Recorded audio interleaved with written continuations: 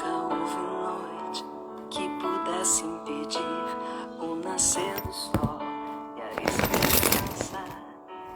Não há problema que possa impedir as mãos de Jesus pra me ajudar. Nunca houve noite. Boa noite, Dona Nete, seja bem-vinda. Nascer do sol e a esperança. Saudade. Olá, Dona Anitta, seja bem-vinda.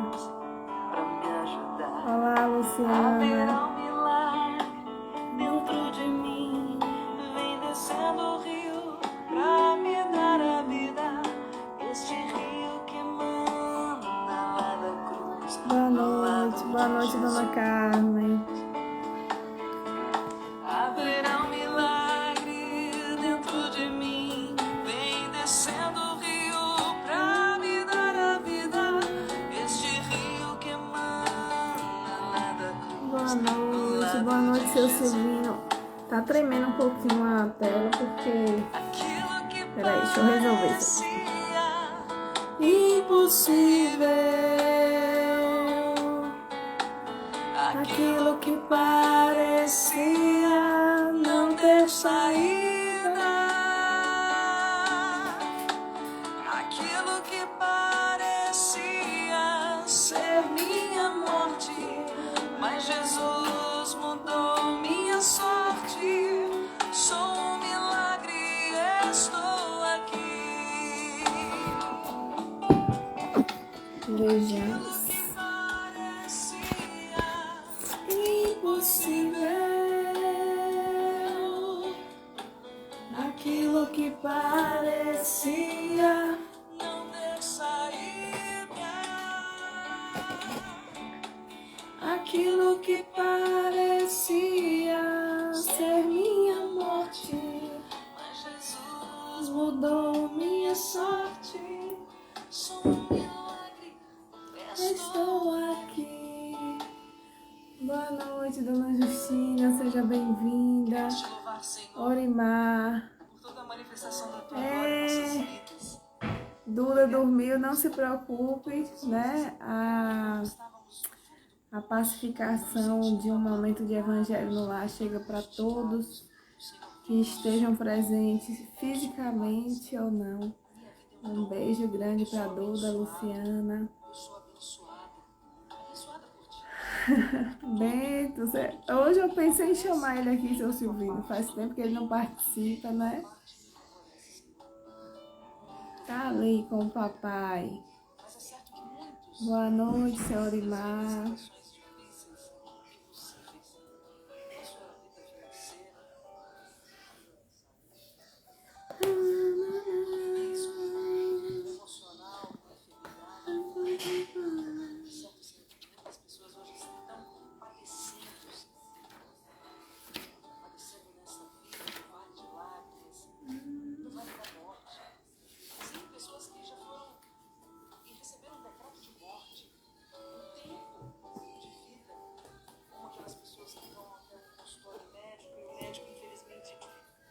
Dizer a pessoa que ela tem tantos meses de vida, pessoas que já têm o decreto, já têm um papel, uma condenação à morte. Senhor, nós acreditamos em Ti e nem a morte é capaz de vencer-te. Olá, Dona Mariazinha. Minha mãe, parece que ela tem um grupo agora de estudos que começa às 7h30. Aí ela tá meio divididinha aí nesse dia. Boa noite, Céci, seja bem-vinda. Dona Mariazinha, um beijo grande. Vão chegando, vamos elevar o nosso pensamento, vamos já começar a pensar nessa imagem de Jesus, mentalizar a luz que ele representa para nós. Dá um tempinho para os nossos irmãos irem chegando. Vamos agradecer a Deus pela oportunidade de estarmos reunidos mais uma noite, recebendo a iluminação deste Evangelho em nosso lar, em nossas casas internas, mas também na nossa casa física, no seio da nossa família, que nós possamos trazer cada vez mais o Cristo para o nosso cotidiano, para as nossas vidas, para os nossos pensamentos, para as nossas ações. Nós possamos efetivamente entregar, aceitar, confiar nessa presença magnânima e divina que nos orienta, que nos guia, que promove o equilíbrio e a harmonia dentro de nós. Quanta luz descendo sobre nós, quanta luz.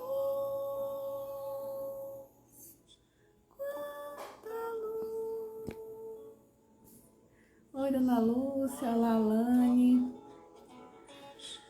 Neste ambiente descendo sobre nós, vibrando em nossa mente,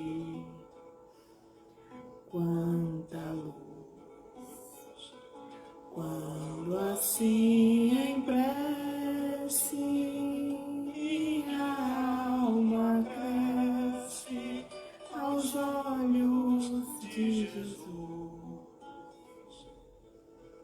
Quanta luz, quando em oração a voz do Mestre fala aos nossos corações. Quanta luz descendo sobre nós, quanta luz, quanta luz. Mestre amado, nosso querido irmão, seja conosco neste momento onde buscamos o Teu Evangelho como farol das nossas vidas. Seja conosco nesse momento para iluminar as nossas mentes, para fazermos enxergar as nossas próprias imperfeições, em busca da corrigenda de cada um dos nossos defeitos. Que o Senhor possa nos fortalecer diante das batalhas que enfrentamos nesta vida. Que este Evangelho, essa luz que cai sobre nós neste momento, possa iluminar cada um dos nossos passos nessa encarnação, onde buscamos o aperfeiçoamento dos nossos espíritos, através das vivências evangélicas e do estudo do Espiritismo. Que o Senhor nos fortaleça nestas adversidades para que o nosso coração não se torne amargurado diante das dores que enfrentamos e também das dores que nos circundam. Oh Mestre, são tantas as dores neste mundo, tanto sofrimento, tantas aflições. Nós rogamos misericórdia pelos nossos irmãos que sofrem nesse momento. Que as luzes produzidas pelos nossos corações acesos pelo Seu Evangelho sejam proveitosas para os nossos irmãos que sofrem no mundo inteiro, pelos eventos, pelos terremotos, pelas guerras, pela ganância, pela falta de amor, pelas doenças, pela desesperança. Que todos possamos sentir a Sua presença iluminada através dos benfeitores que nos orientam, que nos acompanham, do nosso anjo guardião. Nós agradecemos infinitamente a presença de todos vocês a nos conduzir, a buscar-nos nas trevas dos nossos próprios pensamentos, mostrando-nos a luz da esperança que é o Cristo para nós. Que a paz do nosso Senhor Jesus Cristo nos envolva hoje e sempre, e envolva o nosso planeta, envolva os nossos corações, que são pequenos mundos onde existem todas as experiências que são necessárias para o nosso crescimento. Que nós possamos, iluminados por esta presença do Cristo, iniciarmos essa noite de corações abertos. Que a paz se faça entre nós e no mundo inteiro. Que assim seja. Vamos lá, vamos receber a nossa irmã. O que é? Já estou com medo aqui dessa situação deste celular. Boa noite, Thay. Thaioli, seja bem-vinda. Hoje, dando continuidade, sorteamos o capítulo 10. Bem-aventurados os que são misericordiosos. E os itens 9 e 10. O cisco e a trave no olho. Oi, Lani! Seja bem-vinda! Que saudade! Mas tá demorando tanto pra gente se ver nesse novo jeito, né? Que estou morrendo de saudade. Seja bem-vinda. Acho que todo mundo está sentindo falta da presença de vocês. Com certeza. Mas que bom que nós estamos juntas. Seja bem-vinda, fique à vontade. A casa é sua, minha irmã. Obrigada, obrigada. É um prazer, né, estarmos aqui mais uma vez trazendo esse conhecimento, essa pequena contribuição como semeadores do Cristo, né? É muito bom. Boa noite, Justina. Saudades também. Pode fazer a leitura, Lani. Se você quiser, eu divido com ela. É pequenininho, né? Eu já estava preocupada. Cadê Nájati que não entra? Um celular que deu um negócio e não queria carregar. Tá aqui em pouquíssimos % ligado na tomada e vamos ver. É sempre assim, né? É sempre assim. Sempre tem que ter emoção, Lani, senão não é evangelho. Não é o evangelho, não é trabalhar na seara do Cristo, é só para ser perseverante. Diga aí, Igor, boa noite. Boa noite, Igor. Aí aqui eu vou fazer a leitura do Evangelho, né? Capítulo 10, bem-aventurados os que são misericordiosos, né? E nós vamos hoje ver o item 9 e 10, que nos fala sobre o cisco e a trave no olho, né? Aí quer dizer, tem livros que é o cisco e a trave no olho, e tem outros que é o argueiro e a trave, né? Aonde eu prefiro a palavra cisco. Que o argueiro traz logo o significado certo, né? Que é uma minúscula partícula, né? Porque argueiro a gente tem que procurar o significado da palavra. Então, eu gosto também de cisco. Mas o meu é argueiro, viu? Eu tenho 2. Você viu que o que eu te mandei, a foto, ele é novo, ele tá o argueiro. E esse outro tá o cisco. Eu observei isso. E aí a gente vê nessa diferença, é bom a gente memorizar a diferença do argueiro com a trave. Então, o que é que significa esse argueiro? É como você disse, nessa partícula leve, é um cisco que causa muito incômodo, né? Quem já recebeu um cisquinho desse no olho, sabe o incômodo que é na forma figurada, né? Na matéria em si. Mas a gente vai ver que a parábola do Cristo nos ensina algo da moral, né? E aí ele vem e nos diz, é uma coisa tão insignificante esse cisco, mas que incomoda. E a trave é uma virga, né? É um pedaço de madeira ou outro material que a gente utiliza para sustentar ou reforçar uma estrutura.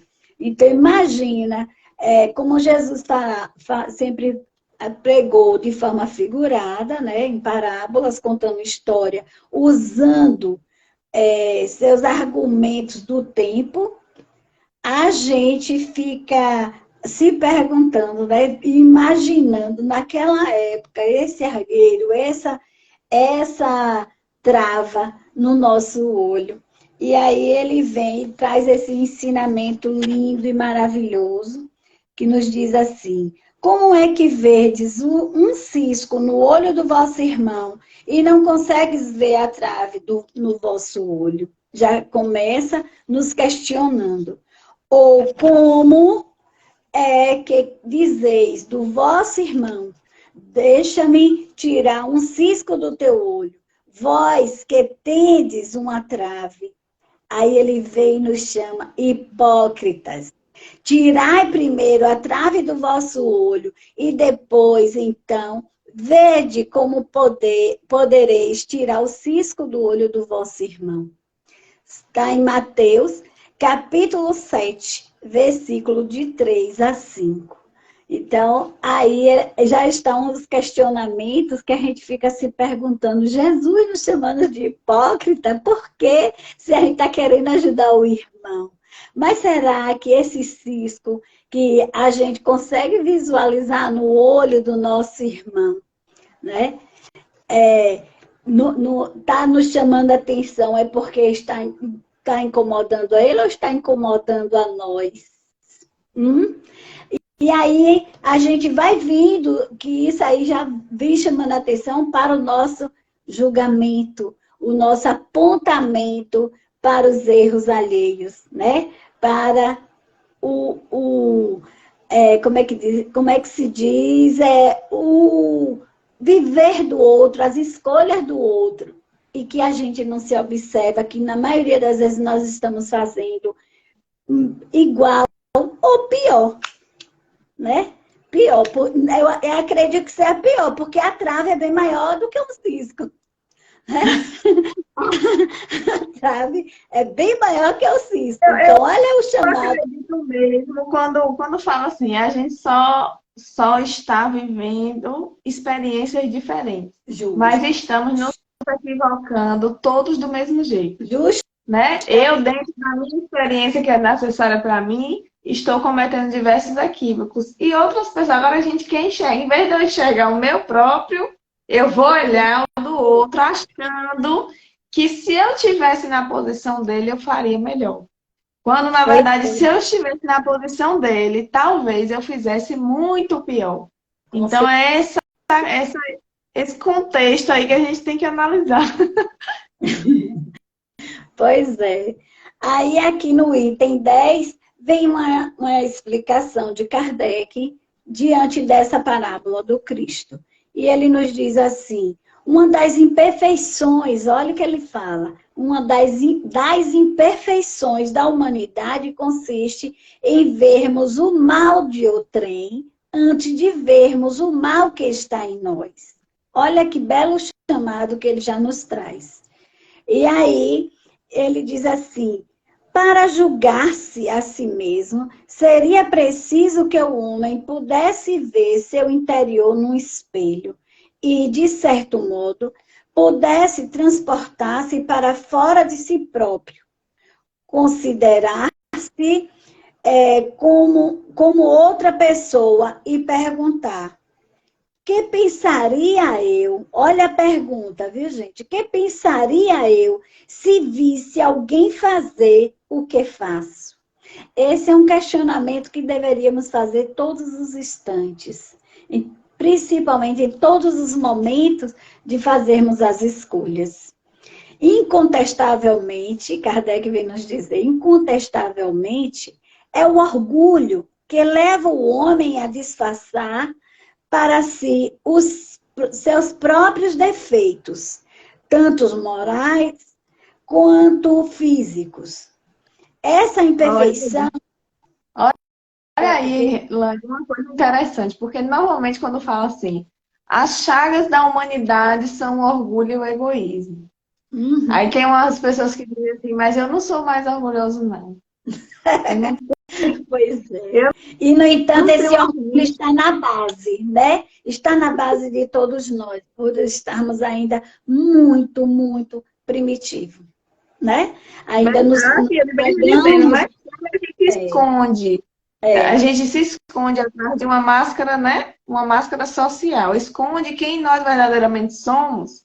É porque é o nosso orgulho que está falando. A gente não pode mostrar esse monstro interno para todo mundo, Pois né? é. Às A gente vezes, tem que a nossa... guardar, a gente só mostra o que é bom. A gente tem uma máscara, saindo da nossa porta, da porta da nossa casa, quando a gente sai, a gente já sai com uma máscara para os nossos vizinhos. E quando chegamos no nosso trabalho, a gente busca também a nossa máscara em todos os lugares. Nos lugares religiosos, nós usamos a máscara do boazinha, do bom dos religioso. do bom religioso, dos obedientes do nosso Pai Criador. E assim nós vamos usando essas artimanhas para disfarçar, esconder o nosso orgulho, as nossas O que, de imperfeições. alguma forma, assim, não é que seja respeitável, mas é até uma situação de convivência social mesmo, porque imagine se a gente também saísse por aí, né, e entregando o nosso azedume para todo mundo, né? Da forma Pois como a gente realmente amanhece o dia. Não. Mas o que a gente deve fazer não é somente disfarçar hipocritamente, como fala Jesus. A gente deve observar essa dor, enxergar essa raiva, enxergar essa insegurança, enxergar essa nossa inquietude diante da vida e analisar essa mágoa, esse ressentimento. O que faz a mau gente ter um humor, um azedume, mau um mau humor. humor? A gente analisar aquilo de uma forma que pertence naquele momento somente a nós, né? Que a gente não deve realmente fazer isso atravessar para a esfera do outro, mas tentar trabalhar isso dentro de nós. Porque quando a gente esconde, nem a gente acha mais. Aí aquilo vai se Primeiro, tornar característica. primeiro achar, dar nome e acertar. E, Exatamente, né? exatamente. Porque nós aqui estamos aqui, todos nós, todas as criaturas, estamos aqui para nos melhorarmos.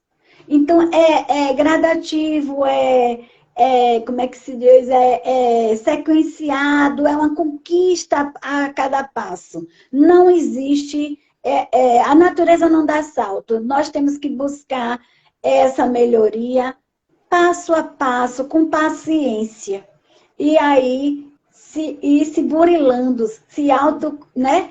Se Não é para autoconhecendo. utilizar, não é para utilizar isso como aquele açoite, né? Para ficar se autodegladiando, mas é para você compreender, olha, realmente eu estou sendo orgulhoso.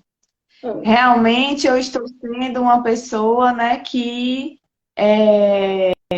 quer aparecer como sendo bonzinho, mas dentro de mim eu ainda sou cheio de ódio, de raiva, de ressentimento, de traumas, né, de coisas da infância e de outras existências que eu carrego e que eu preciso tratar, porque não pelo outro, mas por mim, para que eu me sinta bem, para que eu cresça, né, para que eu evolua. Não para mostrar a ninguém, porque quem quer mostrar o outro, né, quem quer dar satisfação ao outro, é também o ego, o orgulho que está falando. Então, para a gente A gente prestar vai atenção em nós. essa moral, né? Para a gente ir conquistando essa moral tão desejada, que é a Isso. perfeição, né? No que a gente busca essa perfeição, é a gente se trabalhar, é a gente se conhecer e não ficar escondendo, porque a gente pensa que esconde do outro, mas nós mesmos, como é que ficamos diante do que nós fazemos, né? A gente esconde por algum tempo do outro, mas de nós e de Deus não é escondido. Está no nosso dia a dia, faz parte de nós, está em nossa essência. E aí é isso que nós precisamos trabalhar em si, né? Justina vem e diz assim: nós escondemos o orgulho das pessoas, mas não escondemos de Deus. Pois é, Justina, é isso mesmo. E aí a gente sai escondendo as coisas e deixando, ou empurrando com a barriga, a oportunidade do crescimento, da evolução, né? E aí a gente vê, né, que essa imperfeição é essencialmente contrária à caridade. Que imperfeição? A do orgulho. Essa imperfeição Isso. do orgulho é essencialmente contrária à caridade, porque a verdadeira caridade, ela é modesta, ela é simples, é indulgente. Então, não é uma caridade de orgulho. A caridade não é orgulhosa, é um contrassenso. É Kardec que está nos dizendo que é um contrassenso essa caridade orgulhosa. Então, é aquela que fazemos para mostrar ao outro que nós fazemos, né? Que estamos fazendo bem. Mas será que esse bem está realmente na nossa ação, no nosso coração, né? Pois Quando a é, Deus gente já está fazendo, quando a gente já está fazendo para mostrar o outro, a gente já começou fazendo errado. A gente precisa fazer com que o movimento do amor seja algo extremamente natural dentro de nós. Amar ao próximo deve ser algo que a gente faz sem planejar. A gente faz simplesmente porque aquilo toca no nosso coração. Vamos dizer igual os nossos irmãos. É o certo, é o que nós aprendemos como certo, é o que nós queremos que faça conosco, né? Não é à toa que essa caridade, não é à toa que ela é simples, né? Não é à toa que é modesta. Que Não é é à toa. indulgente, que ele está dizendo aqui. Porque você não faz pensando, eu vou dar alguma coisa a essa pessoa, mas olha para isso, essa pessoa está pegando o dinheiro e gastando com aquilo, está pegando e revendendo, está pegando e não sei. Não, você compreende o estado que o outro se encontra. E você faz porque você está entregando o que você tem, o que é de si, que é o amor, né? Sem permitir. Aqui ele vai falar. Não é ele que falou, não, é Emmanuel. Mas pode continuar que depois eu falo de Emmanuel. Vou falar aqui. A caridade orgulhosa é um contrassenso, visto que esses dois sentimentos se neutralizam um ao outro, né? Com efeito, como poderá um homem bastante presunçoso, olha a pergunta de Kardec, com efeito, como poderá um homem bastante presunçoso para acreditar na importância da sua personalidade e na sua supremacia das suas qualidades, ter, ao mesmo tempo, abnegação bastante para fazer ressaltar em outrem o bem que o eclipsaria, em vez do mal que o exaltaria. Quer dizer, eu presunçosa, querendo mostrar a minha superioridade, vou estar aqui exaltando Najat para ela ofuscar a minha luz, né? É mais ou menos isso que Kardec está aqui nos mostrando. Eu pensei na hora que eu li novamente esse caso, eu pensei em duas pessoas que estão disputando uma vaga de emprego. Também. Né? E aí, como é que eu vou falar bem do outro? Como é que eu vou permitir que ele brilhe em algum momento, se naquele momento eu vou apagar a mim mesmo? Se ele se ressair mais, eu perco a vaga do emprego. Pois né? Eu acredito que quando estão dois no último fim, né, na seleção no fim, é porque os dois estão em graus de competência e as empresas têm uma tendência de procurar encontrar ali naqueles que são os últimos, né, candidatos, encontrar realmente valores. Não está mais falando de competência. Então, se um começar a já se degladiar com o outro no momento da seleção, vai acabar caindo mal para ele mesmo. né? Mas é exatamente essa conduta que a gente tem. Quando a gente quer se sobressair, quando a gente quer se ressaltar, a gente precisa fazer o outro ser menor. A menor. gente precisa fazer o E não outro é se nosso sentir melhor caso. para que a gente... E não é nosso caso aqui agora, porque não é nessa proporção. Mas eu citei esse exemplo porque existe no nosso meio religioso, nas religiões, E todos, as porque são seres pessoas, em humanos. todos os cantos. Então é preciso que nós tenhamos o cuidado, o zelo, né? O zelo, porque aqui nós não estamos competindo, nós não precisamos estar nos comparando, né? Fazendo comparações, porque Najat tem a evolução dela, o grau dela é evolutivo, como eu também tenho o meu. E os dois aqui estão se unindo para ser exposto, se completando naquilo que sabemos, no nosso entendimento, né? Então, não precisamos estar competindo num ambiente onde é preciso se expressar o amor, né? E é isso que a leitura nos traz, né? Falando nesse questionamento. E nos fazendo essa pergunta, né? Será que a gente teria a humildade de dizer assim, estou concorrendo, no meu exemplo, né? Estou concorrendo com Lani um emprego. E eu chegar para a pessoa que está me examinando e dizer, realmente Lani é uma pessoa maravilhosa.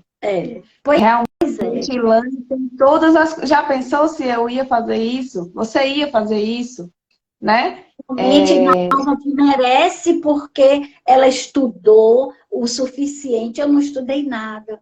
Né? Eu vim que a gente teria essa humildade? A abnegação que Kardec está falando é isso. É você esquecer de si mesmo e das suas necessidades para olhar para a necessidade do outro. Eu, de repente, olhar e dizer, não, você selecione Lani, porque ela tem um filho, ela tem algum problema, ela tem um parente doente, ela precisa muito mais do que eu. Né? Será que a gente teria essa abnegação? Será que a gente teria essa humildade? São esses questionamentos que a gente faz, porque normalmente a gente pega e julga o outro nesses momentos. A gente começa a dizer vários defeitos. Eu vou dizer, não, minha Lani, que nada. Né? Começa a dizer vários defeitos que essa pessoa tem, começa a procurar várias situações que ela já incorreu em outros locais e começa a dizer isso, ser maledicente. E aí a gente vai caindo, escorregando cada vez mais nesse buraco profundo do orgulho, porque a gente não deixa, não permite que essa misericórdia, porque o capítulo é bem-aventurados os misericordiosos. Misericordiosos, justamente. Jesus nos traz uma mensagem para a gente não julgar. Então, fazer julgamento. O julgamento, né? É o julgamento. Tanto julgar o outro, como julgando a si na sua superioridade. Né? Eu sou melhor do que fulano, do que ciclano, do que Najat, do que isso, do que aquilo outro. E aí não é para isso. Não é para nós vivermos dessa forma, mas sim se completando. Um ajuda o outro, um ajudando o outro e se completando naquelas pessoas. Nesse mundo que existe hoje tão competitivo, tão corporativista, que você tem que realmente se... Ensinam, gente, até a roupa que a gente tem que vestir para a gente parecer, passar uma mensagem de alguém que tenha credibilidade, né? Diversas manobras de marketing para que você pareça algo, para que você passe essa mensagem, para que você tenha sucesso, para que você tenha dinheiro, para que você alcance e de repente você chegar no momento final de uma seleção e dizer, não, não me escolha não, porque Lani, ela precisa mais do dinheiro deste trabalho do que eu. E todas as pessoas do universo ao seu redor vão dizer, você foi um idiota. Como é que você está lá? Né? Você está lá e você vai dizer deixava a pessoa lá decidir, né? Mas eu acredito, né? Inclusive, tenho diversas dificuldades de pertencer aos ambientes por conta dessa dificuldade que eu tenho de fazer essa adaptação. Mas eu acredito que me sinto mais tranquila com essas minhas escolhas. né? Por mais que às vezes não seja o pódio das relações, né, profissionais, mas eu estou muito feliz na posição em que me encontro, justamente porque não preciso maltratar, não preciso humilhar, não preciso dizer que sou melhor do que ninguém, Pois né? Mas é uma é. opinião pessoal, é uma coisa que a gente vai fazendo, você vai refletir depois, né? Porque muitas É vezes uma na minha coisa própria que cabeça, você vai conquistando, como eu falei, gradativamente, mas ó, é um passo não por é vez. livre, não é livre desse próprio questionamento que eu estou dizendo, que as pessoas vão fazer, né? Dizer assim, mas Nájate, por que que você dispensou o cliente? Você podia ter recebido os honorários e ter feito assim, assim, assim, mas eu não acho justo, né? Eu não acho que é certo. Então eu dou a instrução e permito que a pessoa vá ou escolha, diga não. Se a pessoa disser assim, não, eu quero que você faça, É, porque eu não tenho entendimento, eu não consigo conversar direito nesses lugares, tudo bem. Mas se não for algo que precise mesmo de advogado. Só que aí depois, Lani, eu estou dando esse exemplo meu porque eu passei por isso hoje. Aí depois, na minha própria cabeça, eu digo assim, gente do céu, eu não vou nunca crescer, porque como é que eu faço um negócio desse? Eu dispenso a pessoa e digo que ela pode fazer sozinha, quando na verdade eu podia, né? Eu dou uma orientação que a pessoa pode fazer sozinha, sem advogado. pois é. E aí eu acabo perdendo a oportunidade de ganhar o dinheiro, mas eu fico com minha consciência tranquila. E eu acho que isso, depois que eu reflito, que tem esse monte de bombardeio de pensamento na minha cabeça, aí eu penso, não, realmente, deixa lá, né? Eu acho Dá a que César o que é de César. todos nós que estamos estudando o Evangelho do Cristo, a gente passa por esses momentos de dúvidas, de questionamentos, de bombardeios de pensamento, porque faz parte. Se não, Deixa eu não falar fizer. minha experiência, né, para vocês verem que eu não estou livre desse. Se Que não as for pessoas desse pensam, jeito, Lani, porque a gente está aqui apresentando, isso, estudando na verdade, que a gente está isso, livre. Não, nós não estamos livres. É o tempo todo a gente sendo, é, né, como se estivesse sendo testado, que na verdade não é um teste, não. As coisas vão acontecendo e a gente percebe, porque nós já estamos percebe, vai dispostos, percebendo. né? É por isso que eu citei também o exemplo de nós duas estarmos aqui, não é nosso caso, mas ocorre isso de Ocorre. uma se sentir, né, competindo com a outra e querer se exaltar, né? Pois querer se mostrar que é melhor que a outra, se colocando nesse pódio, né?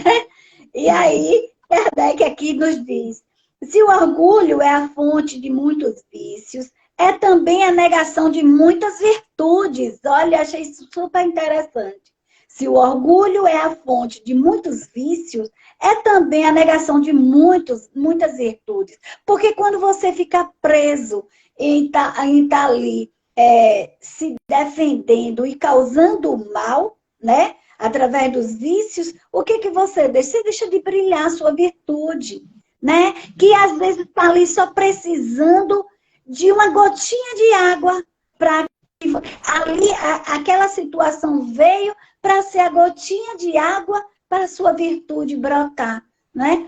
Para você ter essa indulgência, essa modéstia, essa simplicidade do agir com o outro, né? Mostrando, ó Jesus, eu estou melhorando, né? Eu estou me melhorando. Então, é essa situação que Kardec nos traz aqui. Ele se encontra na base, olha aqui quem é que diz, é Kardec, diz que ele, quem é ele? O orgulho. O orgulho se encontra na base e como causa geradora de quase todas as ações humanas. Quase todas as ações humanas. Foi por isso que Jesus se empenhou tanto em combatê-lo como principal obstáculo ao progresso. Que progresso?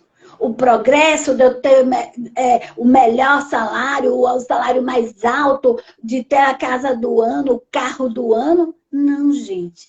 Não esse progresso matéria, mas o progresso da moral, do amar a si próprio e amar ao seu irmão como a si mesmo, né? Que é o que Jesus quer de nós. É esse progresso. E a gente fica galgando. Não que seja ruim, não que seja errado.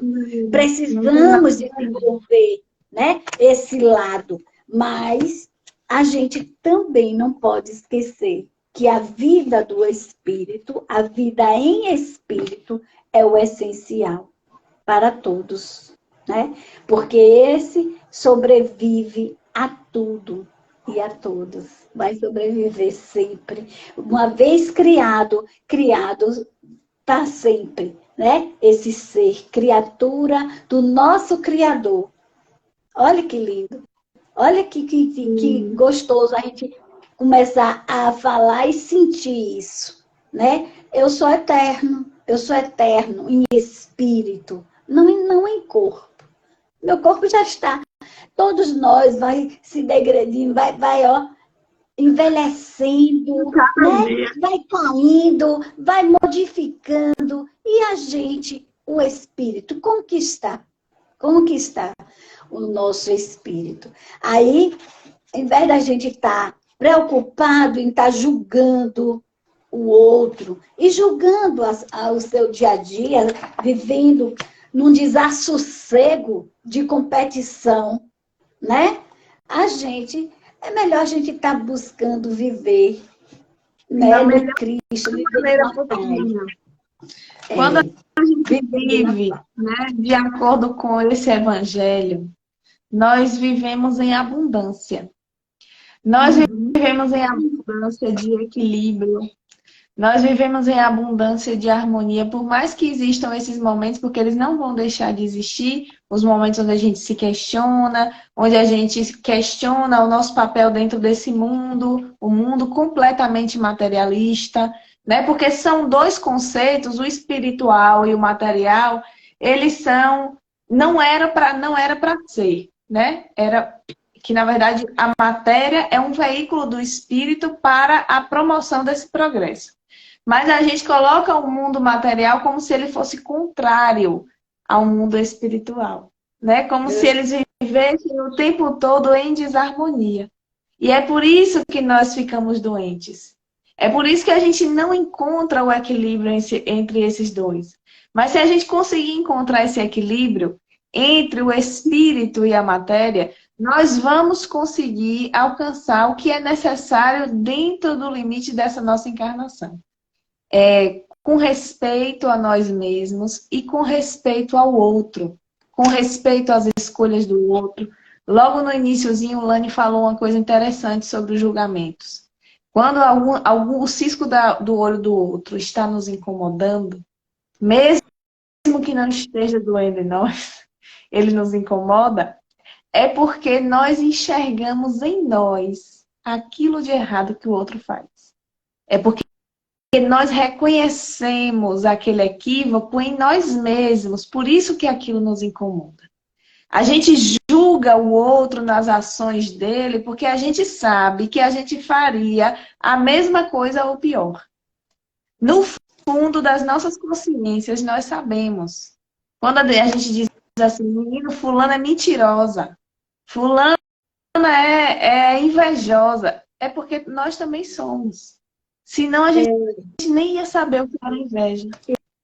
E sobre isso aí, viu, Nádia? No livro, tem um livro de... Você me fez lembrar agora, assim, no livro de... Como é o nome dele? De Sebastião Camargo, de Leon Denis. Ele fala... Eu não sei se é o nome dele mesmo. Ele nos fala que aquilo que vem, aquele vício, aquela limitação que tem em nós, e está ali gritante, e a gente não consegue se perceber, nem se perceber, sabe o que é feito? A gente é colocado ao nosso convívio, olha que profundo, aquela pessoa, uma pessoa materializada com aquele vício, aquela limitação ao nosso convívio. Para quê? Aquilo ali é gritante, socorro. Você precisa já vencer isso aqui. Você tem capacidade, condição e vença. Então, aí você vai conviver com o mentiroso, vamos supor, né? O mentiroso, eu não suporto mentira, mas eu ainda tenho essa mentira em mim, né? Saio omitindo, tentando esconder do outro, mas eu ainda minto. E ali aquela pessoa... Por menores que sejam as mentiras contadas, porque normalmente são assim, né? Quem tem o hábito de mentir são as coisas mais simples, as besteiras do dia a dia, e a pessoa vai caindo, né,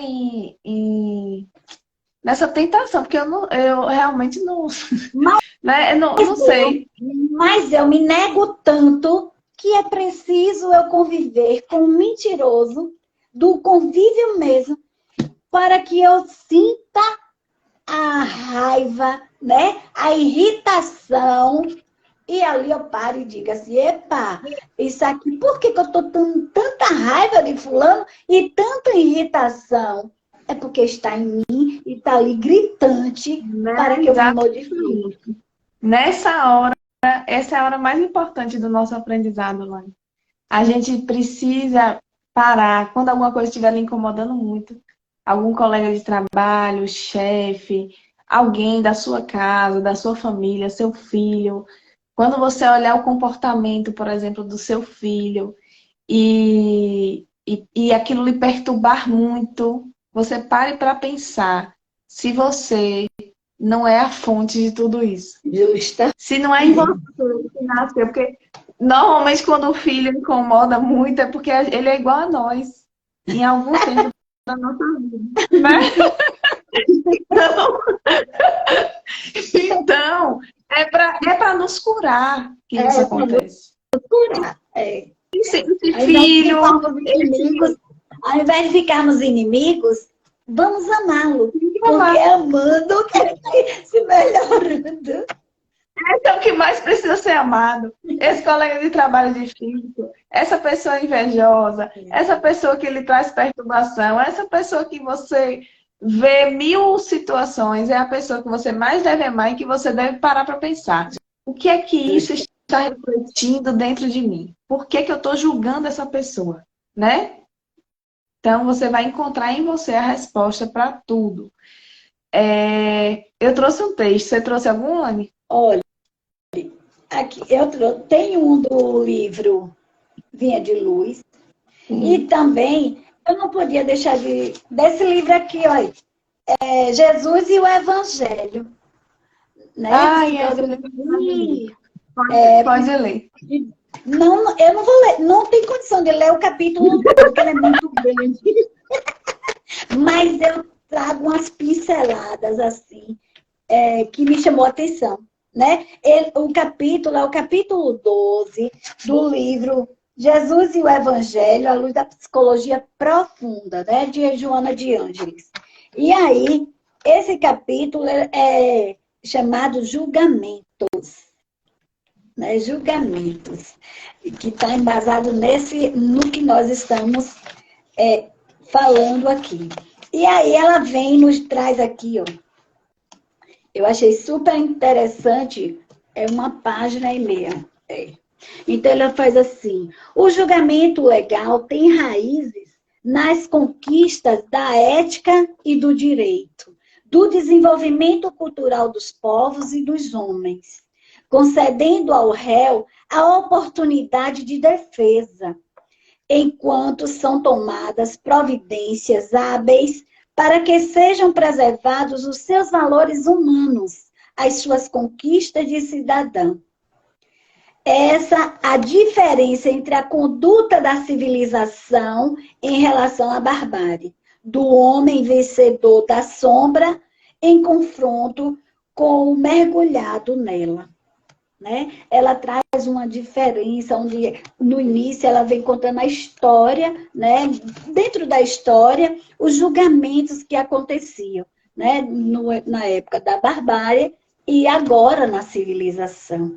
E aí ela vem e diz aqui, examina-se a conduta infeliz de alguém que cometeu um delito, sem dúvida, mas não perdeu, olha o que ela diz, não perdeu a qualidade de ser humano, requerendo dignidade e misericórdia, por mais hediondo haja sido o seu crime, a fim de não se lhes equipararem em rudeza e primitivismo os seus julgadores.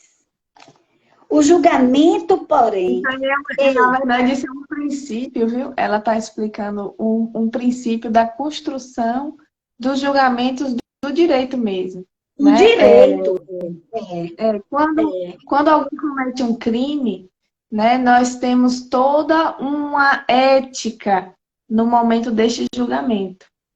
Né? Nós, advogados, não fazemos o julgamento, mas o juiz, para promover esse julgamento, ele não faz o julgamento de acordo com o próprio pensamento dele. Ele não pode fazer isso.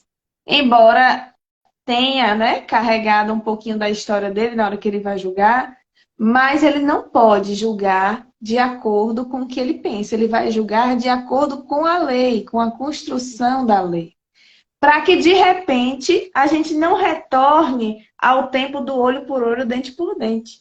Porque se alguém roubava alguma coisa, você lhe arrancava as mãos para que ele não fizesse mais.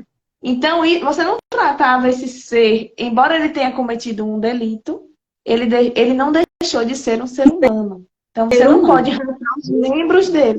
Né? Então, à medida que a gente vai evoluindo como sociedade, como seres humanos, nós vamos aperfeiçoando a nossa forma de julgar, né? Porque ela traz essa analogia com o julgamento que acontece na justiça mesmo.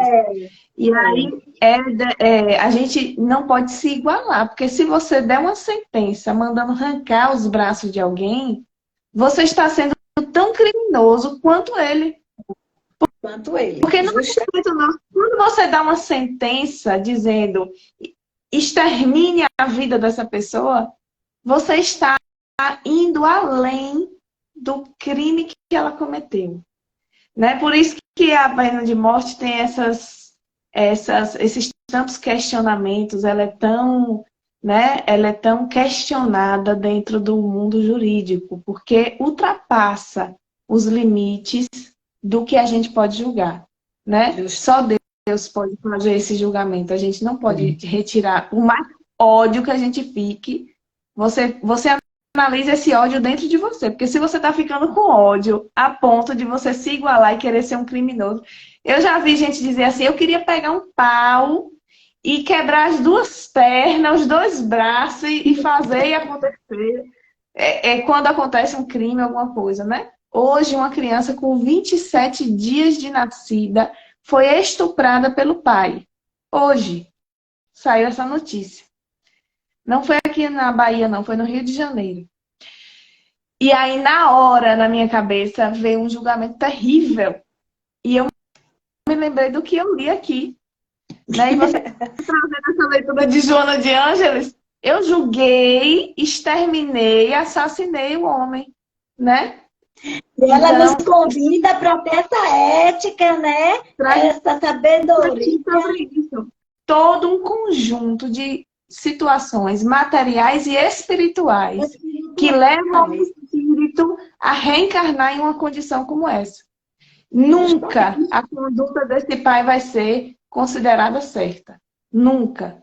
Mas a gente não tem direito agora de apedrejar ele no meio da rua, nem de arrancar o pescoço dele, nem de fazer, né, outras coisas que a nossa mente é doentia ainda. Um não vai justificar outro. Nunca. Exatamente. Né? Pode continuar. Aí Joana traz aqui. O julgamento, porém, que é insensato, arbitrário e contumaz, decorre da inferioridade do opositor, que apenas vê a própria imagem projetada e odeia, sedento de destruição para libertar-se do pesado fardo, ferindo a outrem, é covarde e cruel. Então, a gente, nesse ódio, a gente está com ódio de nós mesmos, é um amor doentio, né? O ódio, no livro Pão Nosso, também fala sobre a cura do ódio, e ali ele vem nos mostrando que a cura desse ódio, esse ódio é que a gente sente, a raiva é necessária, mas quando a gente tem esse ódio, a gente precisa colocar para fora ou a gente adoece mesmo, né? São os cânceres da vida que a gente está vivendo muito nesse decorrer do tempo, né? Que a gente... Isso é coisas guardadas. Essas mágoas, essas raivas guardadas. A raiva a gente precisa sentir e colocar para fora. Explodir ela. Rasgue, chore, né? Desarrume guarda-roupa, arrume guarda-roupa, desarrume. Uma receita, arrume guarda-roupa, arrume casa, pegue um armário cheio de coisa, que a gente sempre tem algum, arrume todinho que passa, viu? Vai passar, mesmo moído, e queira se libertar, porque as doenças estão vindo diante dessa nossa pequenez. Minha mãe, misericórdia. Dá pai, misericórdia também. Eu li para ela essa, eu digo, mãe, olhe para aqui, o que aconteceu hoje, que foi essa notícia desse homem que cometeu esse ato contra a própria filha com 27 dias de nascida. Aí ela ficou paralisada assim, mas na minha mente eu já tinha cometido todo o julgamento, já tinha aplicado a pena, já tinha feito miséria. E depois eu me lembrei que hoje o Evangelho ia falar sobre julgamento e eu estava ali, né, já dando a sentença final desse irmãozinho que está tão infeliz, né, que está... Um doente. É melhor a gente ver como doente, né? Porque realmente é doente da alma, é doente ainda da moral, que ele ainda não tem o conhecimento do verdadeiro amor, né? E muito menos tem noção do seu senso de ter vindo como pai. Ele se comprometeu a vir como um pai para cuidar, para conduzir num caminho do bem. E é triste, mas é muito triste mesmo, Justina. Mas a gente também tem que sentir tristeza por ele, porque ele fracassou, talvez ele esteja fracassando, né? A sua encarnação, né? Ele tá fracassando a sua encarnação pela oportunidade de abraçar, ele fez um ato desse. Porque ele é um doente ainda. Ele se encontra ainda com a enfermidade. Com a enfermidade.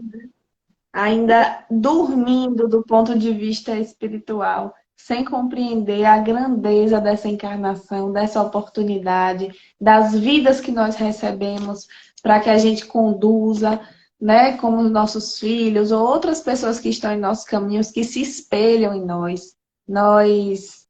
E precisamos estar orando por ele. Exatamente. Orando por ele. Exatamente. Orando. Exatamente.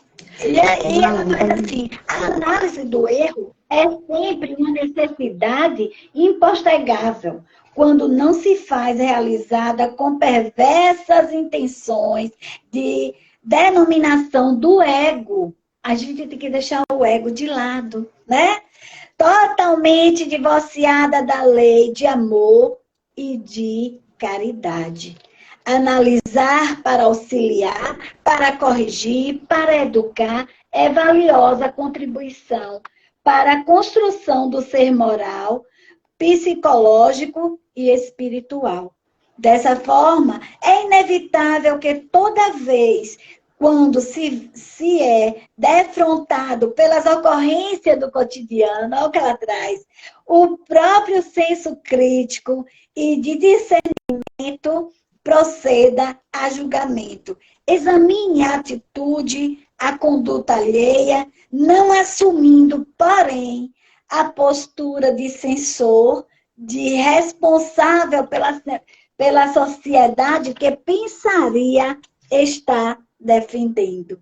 A sutileza se encontra. Eu acho máximo, sabe, Nádia, que é essa questão da sutileza. Se nós observarmos, essa sutileza está em tudo, em tudo. Então, a sutileza se encontra na capacidade de não converter a apreciação e o exame de situação em condenação que exige castigo, mas solidariedade ou autoprecaução para que não incida no mesmo equívoco. Olha aí. Olha que chamado que Joana nos traz. Graças a esse comportamento, manifesta-se a maturidade do ser humano, que ora sabe entender o correto em relação ao errado. A ação dignificante em confronto com a reprochável, a comparação entre o saudável e patológico, Jesus, que sabia examinar sem julgar, muito menos punir, como consequência viveu sempre muito feliz. E se ele é nosso modelo e guia, a gente tem que seguir esses passos. Precisa fazer isso. Né? A gente precisa entender que essa pessoa, né, tem uma história de vida e tem uma história de espírito, né, como ser espiritual, e ele traz em si ainda essa, como é que eu posso dizer, essa animalização do ser, né? Ele responde ao instinto, ao animal. E nós não vamos deixar de enxergar o que está acontecendo à nossa volta. É isso que ela está dizendo. Você vai ver as coisas ruins acontecerem, você vai ter a intenção de dar um parecer sobre aquilo, mas que você não emita, né, não entre naquela vibração, não emita, né, pensamentos de ódio, não emita esses crimes que a gente comete dentro da nossa própria mente. E tente, né, sempre, o que Emmanuel fala sobre esse capítulo no livro Fonte Viva. Ele fala para a gente sempre tentar buscar enxergar pelo outro lado. Né? Que a gente busque sempre olhar os pés sangrando das pessoas. Né? Que a gente busque sempre olhar, porque aqui está dizendo da misericórdia que a gente tem que ter pelo outro. Então, que a gente sempre encontre uma forma de encontrar essas mãos calejadas, esses pés sangrando, essa pessoa doente, né? E a gente ore. A gente ore por essa humanidade, a gente ore por essas pessoas, a gente ore por quem ainda tem o desejo de guerra, de discussão, né? De dissensão, de separação. Que a gente ore para que essas pessoas sejam envolvidas pelo sentimento da fraternidade e do amor. É o nosso maior papel como despertos, né? Como pessoas que já estão diante do Cristo, do seu Evangelho, já estão tentando, né? Se habituando a buscar enxergar o melhor. Então, eu sei que às vezes a gente se envolve, né? Na vibração. Eu sei que é muito difícil você olhar por esse lado. Normalmente a gente olha pelo lado da vítima, né? A gente olha pelo lado de quem sofreu a dor. A gente se coloca mais no lugar da vítima do que no lugar do algoz. Mas a gente precisa olhar para eles com compaixão, com misericórdia. Tanto faz nesses limites hediondos, né? Assim como também nos pequenos equívocos das pessoas ao nosso redor, todos os dias. Haroldo Dutra, ele é juiz, né? E ele já foi juiz. Haroldo Dutra é um palestrante espírita, quem não conhece, né? Ele é bastante conhecido aí no nosso meio, e ele é juiz. E ele já atuou na vara da infância e da juventude com menores transgressores da lei, né? E ele fala que ele já viu nessa coisa de julgar esses meninos, né? Essas crianças que são crianças. Porque um filho nosso com 17 anos é criança. Mas quando a gente olha o filho de outra pessoa cometendo crime, a gente não quer que ele seja considerado criança. A gente quer os rigores da lei para ele. né? E a gente não olha essa criança como uma criança que sofre, que é rejeitada, que é espancada, que sofre com os vícios dos pais, que sofre por uma sociedade que os exclui de tudo que existe de bom, né? Então, ele tem esse olhar, porque ele fala sobre essa experiência de ser esse juiz espírita, né? De estar nesse papel, e é muito bonito quando ele conta essas histórias sobre o momento que ele foi juiz da vara da infância e da juventude lá em Minas Gerais. Então, que a gente, né, aprenda. Eu gosto sempre de ouvir esse tema, porque é uma coisa que a gente faz rotineiramente, todos os dias a gente está julgando, o tempo inteiro, viu? Se você acha que você não está julgando, você não está se olhando direito. Porque a gente julga o tempo inteiro. Quando eu digo que eu não sou orgulhosa, eu já estou sendo orgulhosa. Né? E aí, Joana termina o texto com... Eu não posso deixar de dizer isso. Ó. Diante dos julgamentos direcionados pelos sentimentos servis e dos julgadores sistemáticos, considere-se, pois, com cuidado, a severa advertência do homem de Nazaré.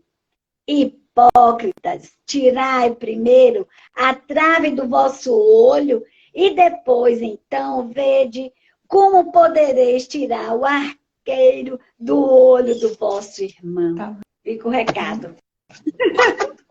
Fica o recado para todos nós. Vamos cuidar de nós, que já dá um trabalho danado cuidar de nós. Esqueça a vida do outro, em nome de Jesus. Amém. Olá, sempre uma delícia dividir essa telinha com você, conversar com você.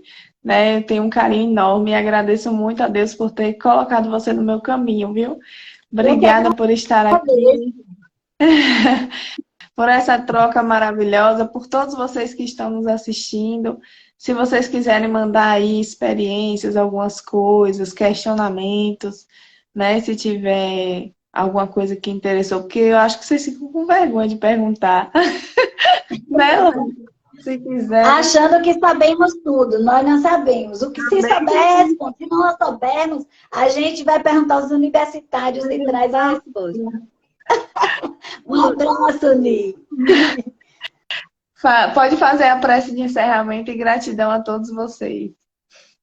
Eu que agradeço a todos vocês. Agradeço a você, Najat. E também vou convidar a senhora, viu? Está nos devendo na doutrinária do domingo, que não nunca apareceu. Geraldo já foi. Vou intimá-la, viu? Vou intimá-la. Procura um parceiro que é bem gostoso do papo do nosso dia, do nosso doutrinária, aquele papo gostoso. Domingo mesmo foi muito bom. Com o Neto, uma aluna dele, Sandra. Foi assim, bem gostoso, viu? Então, tá faltando essa contribuição, vou viu? Convidar minha mãe comigo. Bora ver se ela vai. Leva a Ni, joia!